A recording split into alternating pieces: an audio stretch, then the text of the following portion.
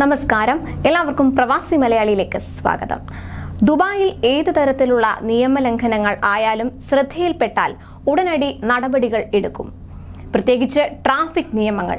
Road സുരക്ഷ മുൻനിർത്തി traffic നിയമങ്ങൾ കർശനമായി തന്നെ ദുബായ് നടപ്പിലാക്കി വരികയാണ്. ഇപ്പോൾ ഇത്തരം ട്രാഫിക് നിയമങ്ങൾ ലംഘിച്ച് പിഴയടയ്ക്കാനായി എത്തിയ പ്രവാസികൾക്ക് ആശ്വാസകരമായ തീരുമാനം എടുത്തിരിക്കുകയാണ് ദുബായ് പോലീസ്. പിഴയുണ്ടെങ്കിൽ ഇനി ഘട്ടം ഘട്ടമായി അടയ്ക്കാൻ ദുബായ് പോലീസ് സംവിധാനം ഏർപ്പെടുത്തി.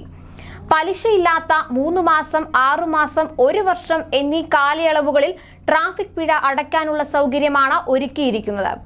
പിഴ ലഭിച്ച് 30 ദിവസത്തിനുള്ളിൽ ആദ്യ ഇൻസ്റ്റാൾമെന്റ് അടച്ചിരിക്കണം. നിശ്ചിത തുക അടയ്ക്കാൻ സാധിച്ചില്ലെങ്കിൽ സമയം ദീർഘിപ്പിക്കുന്നതിന് അപേക്ഷിച്ച് 100 ദിർഹം ഫീസായി നൽകണം. ക്രെഡിറ്റ് കാർഡ് ഉപയോഗിച്ചാണ് പേയ്മെന്റ് നടത്തേണ്ടത്. വ്യക്തികൾക്ക് 5000 ദിർഹത്തിൽ കൂടുതലുള്ള പിഴയും കമ്പനിക്കും സ്ഥാപനങ്ങൾക്കും 20000 ദിർഹത്തിൽ കൂടുതലുള്ള പിഴയും ഈ രീതിയിൽ അടയ്ക്കാവുന്നതാണ്. മൊത്തം പിഴയുടെ 25% ആദ്യ ഇൻസ്റ്റാൾമെന്റായി അടയ്ക്കേണ്ടതുണ്ട്.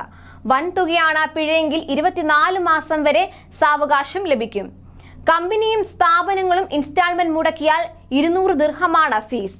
ഓരോ തവണയും 10 ദിർഹം നോളജ് ഫീ ആയും 10 ദിർഹം ഇന്നവേഷൻ ഫീ ആയും അടയ്ക്കണം. ഇൻസ്റ്റാൾമെന്റ് അടയ്ക്കേണ്ട ദിവസത്തിന് 10 ദിവസം മുൻപ് സമയം ദീർഘിപ്പിച്ച് നൽകണമെന്ന അപേക്ഷയും സമർപ്പിക്കണം. Emirates NBD, Abu Dhabi commercial bank, first Abu Dhabi bank, Emirates Islamic bank, commercial bank international, Dubai Islamic bank, standard chartered bank, commercial bank of Dubai, finance house എന്നീ സ്ഥാപനങ്ങളുടെ ക്രെഡിറ്റ് കാർഡ് ഉപയോഗിക്കാം.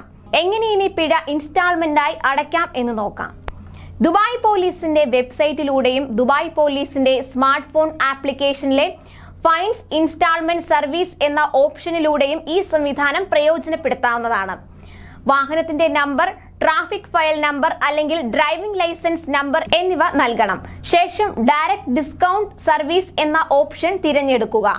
ബാങ്ക് അക്കൗണ്ട് നമ്പറും എമിറേറ്റ്സ് ID നമ്പറും ഉൾപ്പെടെയുള്ള വ്യക്തിപരമായ വിവരങ്ങൾ ചേർക്കുക. ഈ സംവിധാനം ഉപയോഗപ്പെടുത്തുന്നതിന് നിശ്ചയിച്ചിട്ടുള്ള മാനദണ്ഡങ്ങൾ അംഗീകരിക്കുകയും വേണം. ഈ അപേക്ഷ സെൻട്രൽ ബാങ്കിന്റെ അനുമതിക്കായി സമർപ്പിക്കും.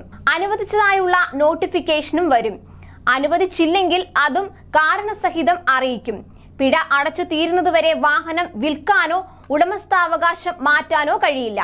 ഏതെങ്കിലും ഇൻസ്റ്റാൾമെന്റ് മുടക്കുന്നവർക്ക് പിന്നെ 2 വർഷത്തേക്ക് ഈ സംവിധാനം ഉപയോഗപ്പെടുത്താൻ കഴിയില്ല.